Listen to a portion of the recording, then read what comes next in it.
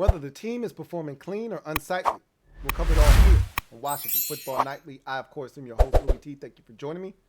Let's get to tonight's lead story. So the offseason has officially begun, despite Washington having one game remaining this season versus the New York Giants in Week 18. We've talked about this already. It's a meaningless game, and there's a lot of decisions to be made about this roster and this football team moving forward.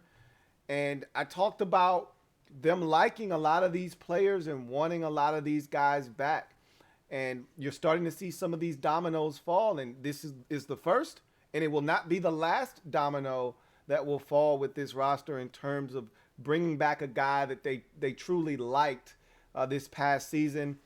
And so Washington re-signs left tackle Charles Leno Jr. to a 3-year, $37.5 million deal. This is not surprising. I think about a month and a half ago, I told you guys they really like Charles Leno Jr. Ron talked about, his impact, him being a rock on that left side, not missing a game for an offensive line that has been in flux all season long and changing out pieces like we change our underwear. He's been the one guy that hasn't missed a game. He's been the guy that's been there the entire year. And so I think they really take value in that.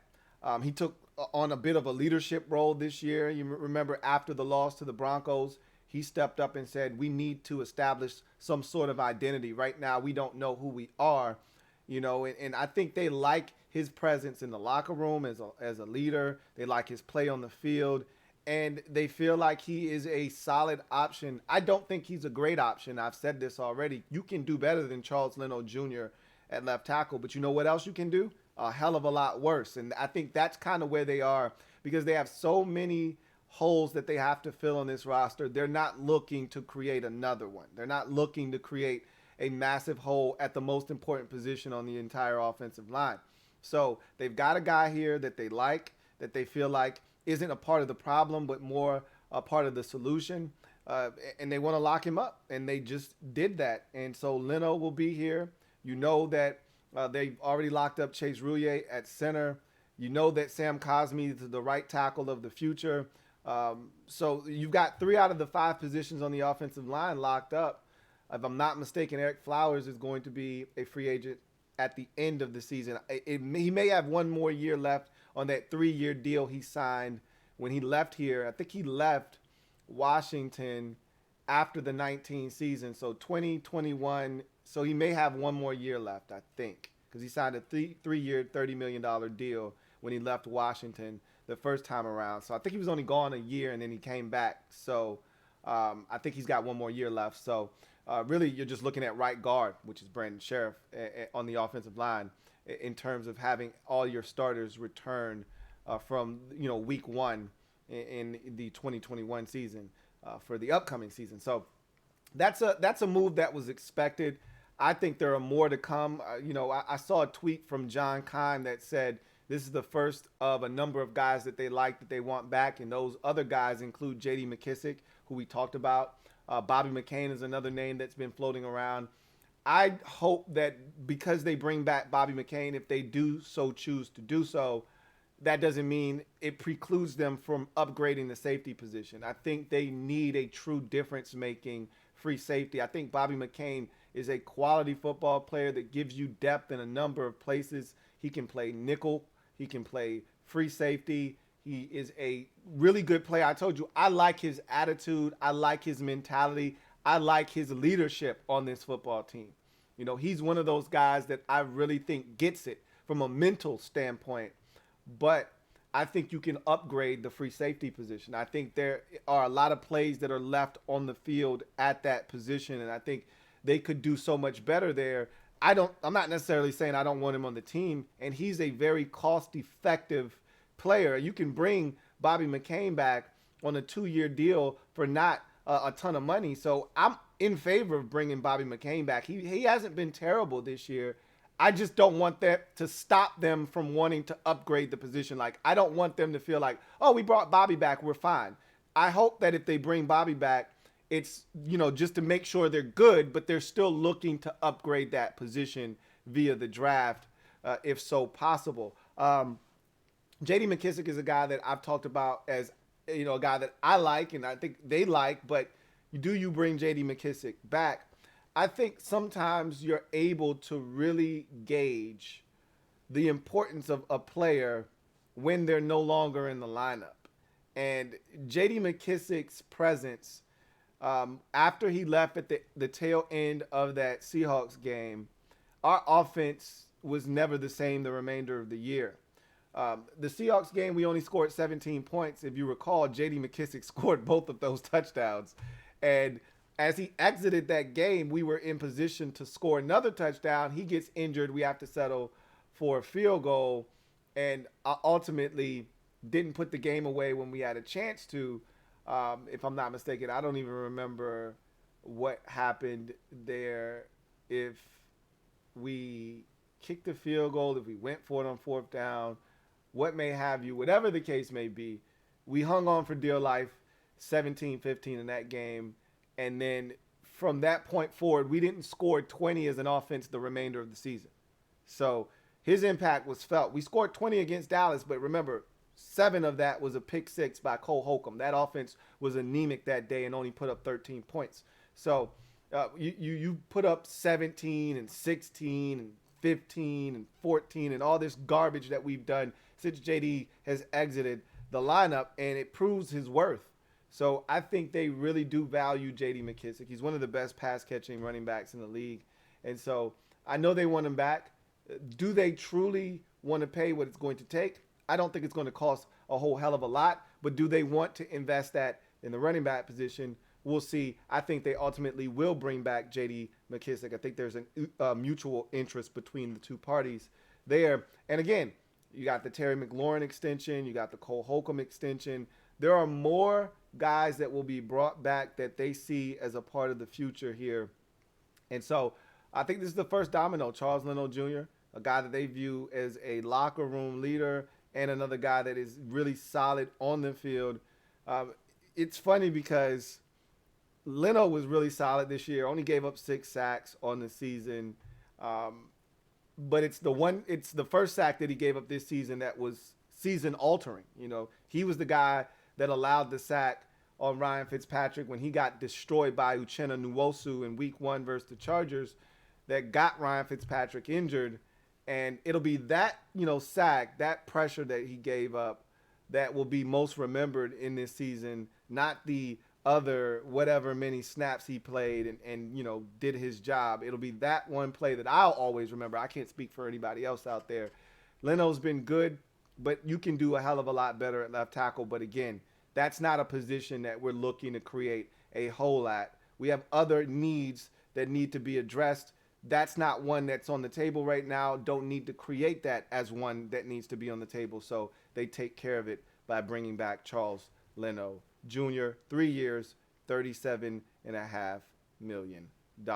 So as you look at the roster, and I've kind of laid out, some of the moves that might be coming down the pipeline, I think, you're going to see them concentrate on their own guys first, which is what smart organizations do. Obviously, you want to lock up as many of these guys as possible before we get to free agency, because once you get to free agency, all bets are off.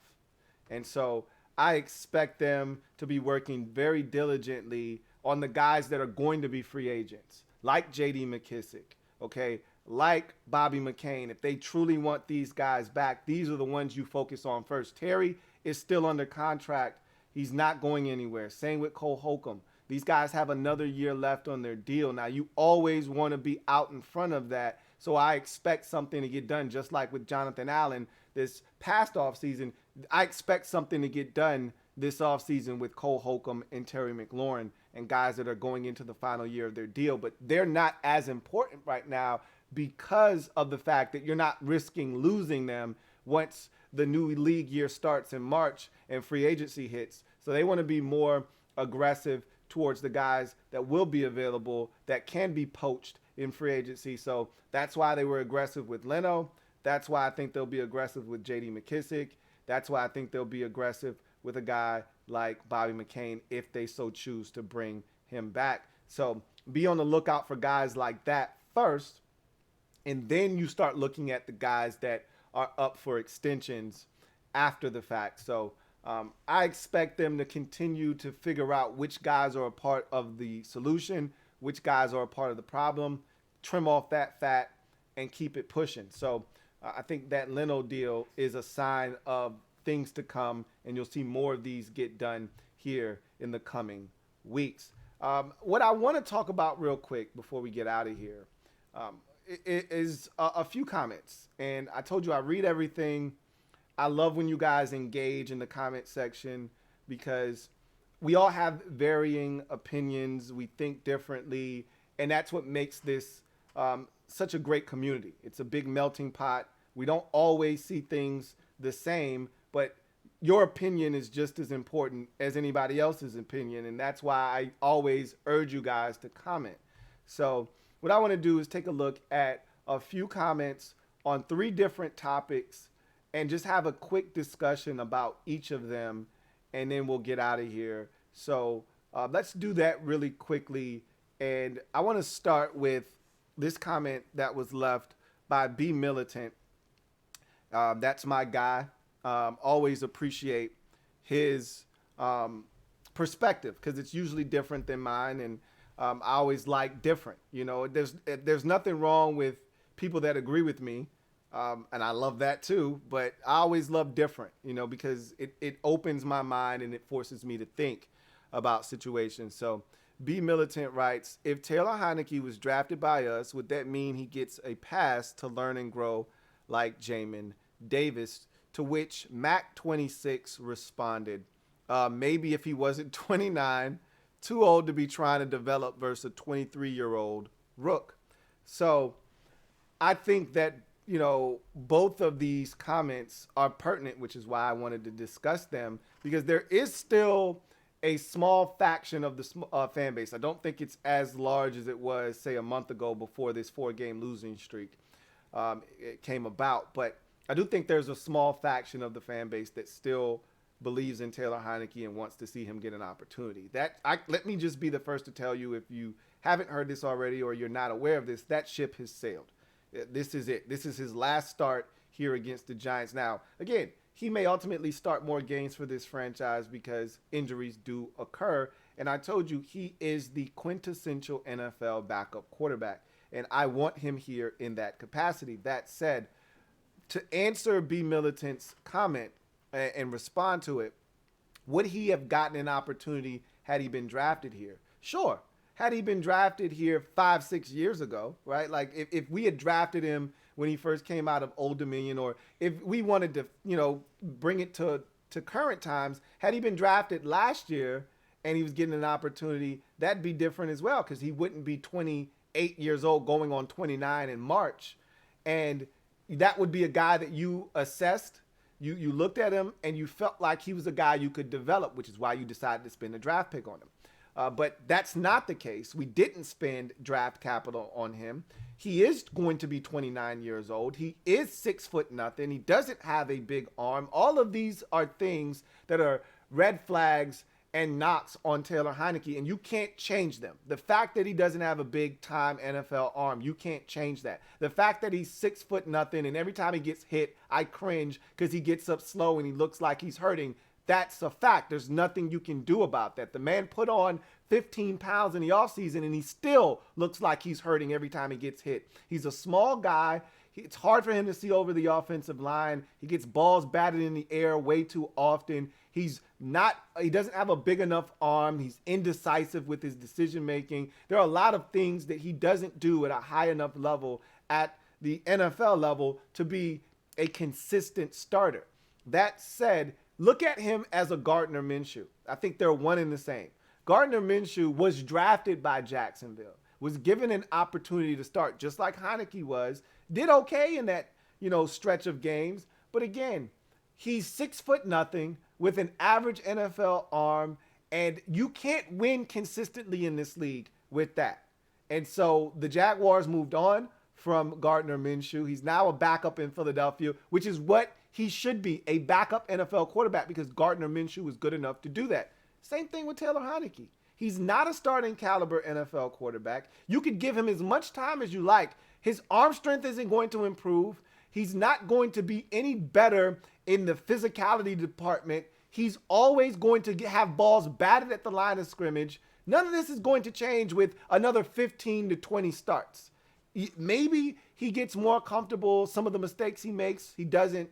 Maybe he's a bit better in timing and rhythm of the offense. But most of the problems that we've seen from him aren't going to just go away with more experience. He's not 6'5". He doesn't have a cannon for an arm, and he's making mental mistakes. He's 6'0" with a average NFL arm at best, and a guy that just can't withstand the NFL physicality on a consistent basis. So I don't think him being drafted here would change how he plays. I think it would have given him more opportunity. You're willing to spend and invest a little bit more in a guy that you drafted. But the fact that he's 29 in March, 6'0", average NFL arm, and a very, very small NFL quarterback frame. These are all knocks against him that aren't going to change. He's not getting any younger. His arm isn't getting any stronger, and he's not going to get much bigger than he already is. His frame isn't going to, be able to put on another 15 pounds. He is what he is, and I think we should want better than Taylor Heinicke at the quarterback position. So you guys can comment on that. If you feel a certain type of way, if you feel any differently about that, I'd love to hear from you guys about that. The next comment is one that is from my guy, Trevor Patch.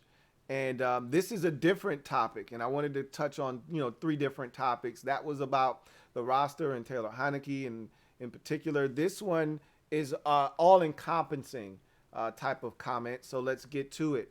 Trevor writes, "Hey, Lou, I am in the same boat." He is referring to my feelings on the name of the team. And yesterday I said that's, interesting. It's not important. What is important is the play on the field of this organization and this team and changing the culture and turning into a perennial winner. That's what matters to me.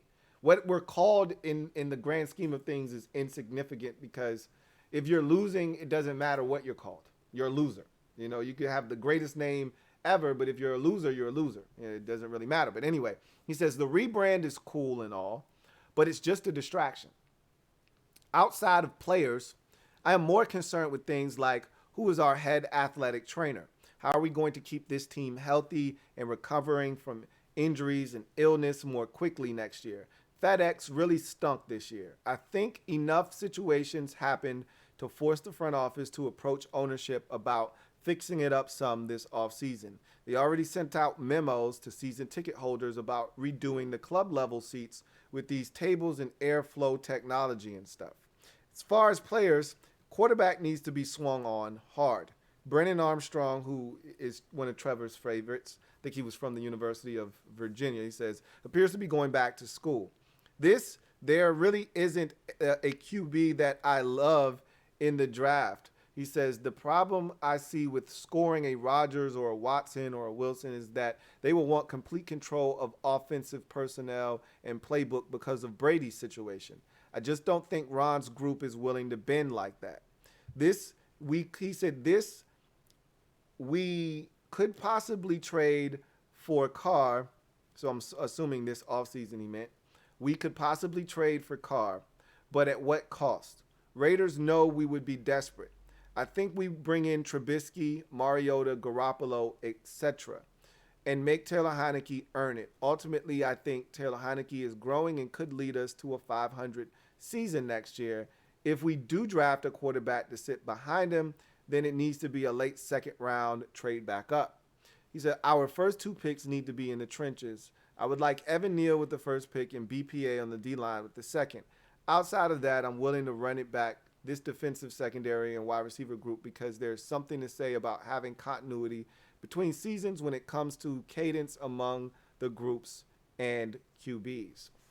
So obviously they're not going to spend a first round pick in the trenches, which is why they brought back Charles Leno Jr., but this comment was left obviously before they brought back Charles Leno Jr., which I told you guys I thought they were going to do. I didn't think they were going to allow him to walk away. I think they really liked what they got out of him, and this proves it even further with them putting their money essentially where their mouth is and extending Charles Leno Jr. So they're not going to spend a pick on the offensive line.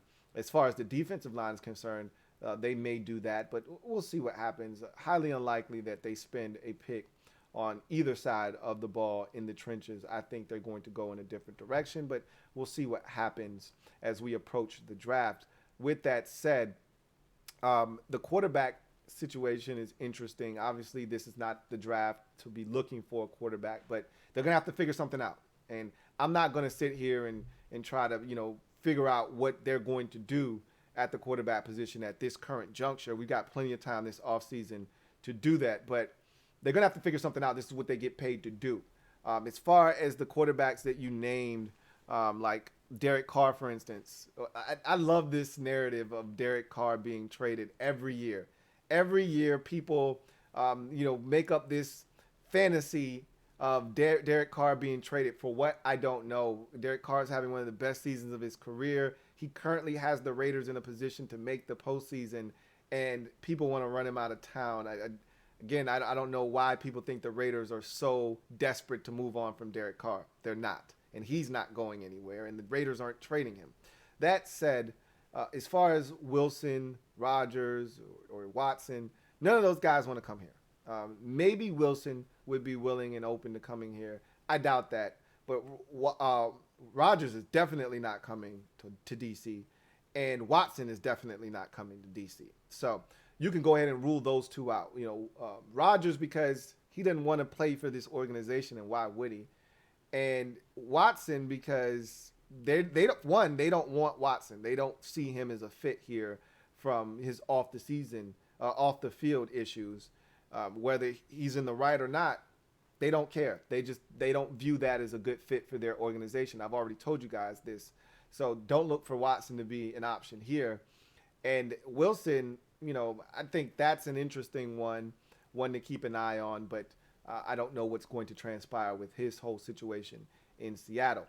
That said, something has to be done at the quarterback position. You mentioned a slew of other names that I think are more reasonable for Washington to go after, like a Garoppolo, who, San Francisco may trade this offseason because obviously the Trey Lance era is going to begin more likely than not next season in San Francisco, and they don't want, to be paying a whole bunch of money to a backup quarterback in Jimmy Garoppolo. So I could see them trying to trade him to a team that's needy at the quarterback position this offseason.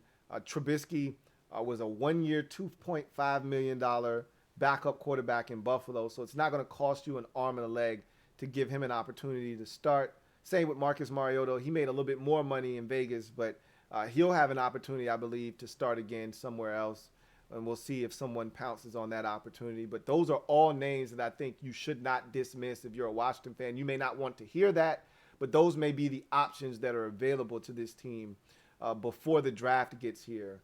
So those are names that you should keep an eye on. A lot of you want to swing for the fences with the names that he mentioned before, Carr and Watson and Rodgers and Wilson. Those guys are out of our league.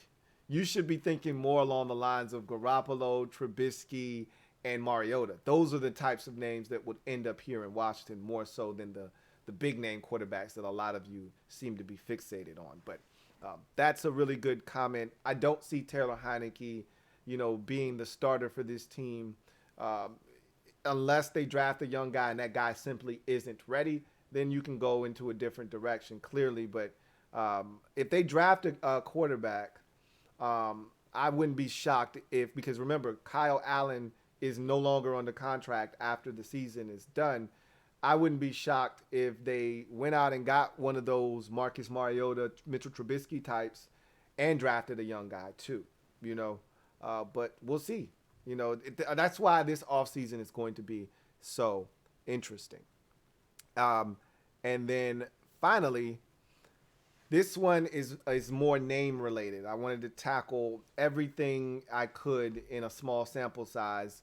So this one is more surrounding the name. This one is from 64 pilot, who is a lot more qualified to speak on the meaning of red tails and different types of planes and things of that nature. That's out of my jurisdiction. I stay in my lane.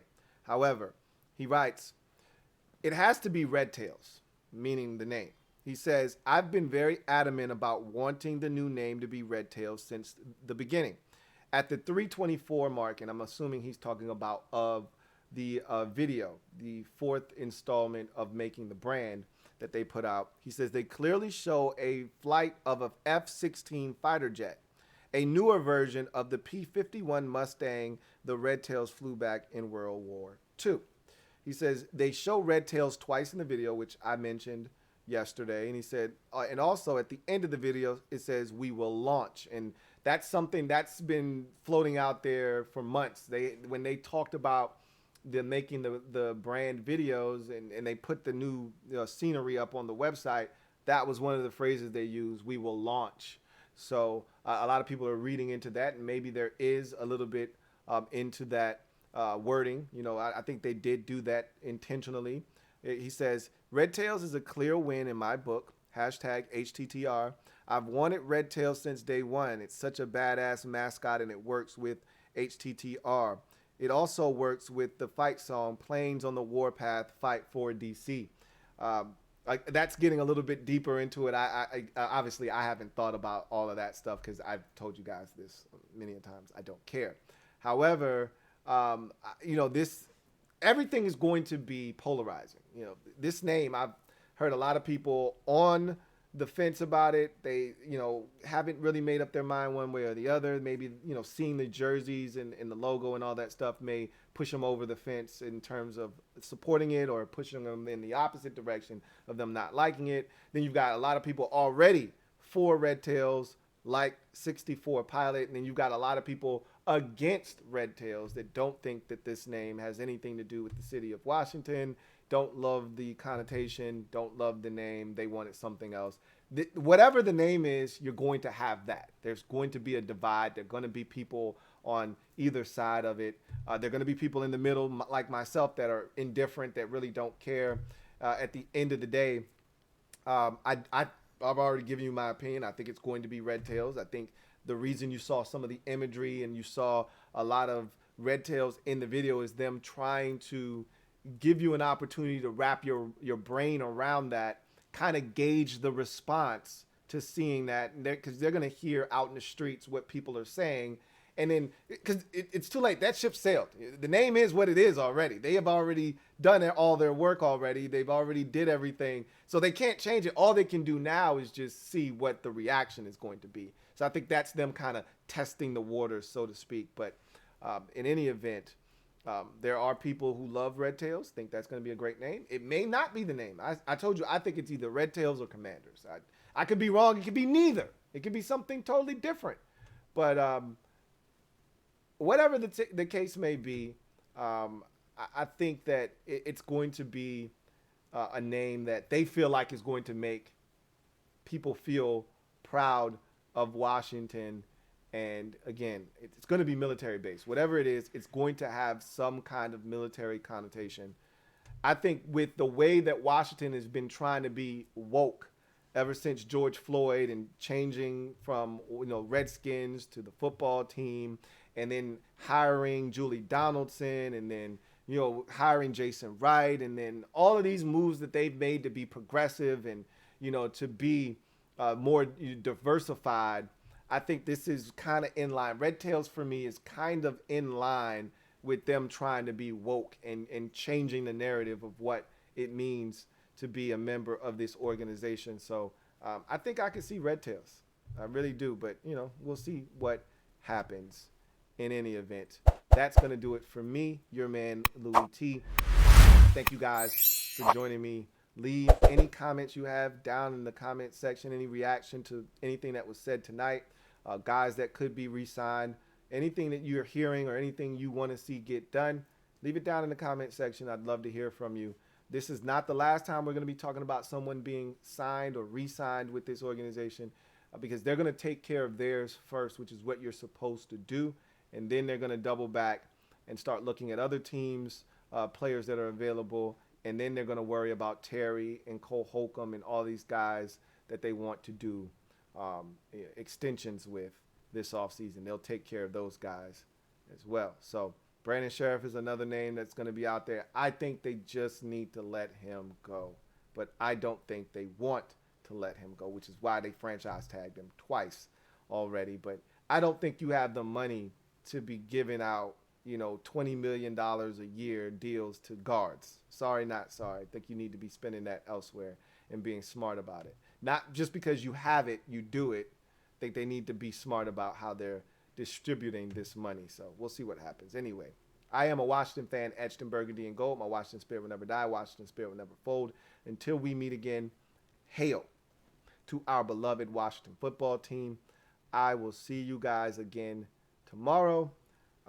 I don't know if we'll talk about the Giants game or not. I mean, honestly, I don't have much to say about it. But you'll see me tomorrow in any event, whether it is in reference to the Giants or something else has happened with the team. Either way, I'll see you guys tomorrow. Enjoy the rest of your day. Have a good one. Here comes the Diesel. Here comes the Diesel. There's the snap, hand to Riggins. Good hole. He's got the first down to the 40. He's gone. The 35, the 30, the 20.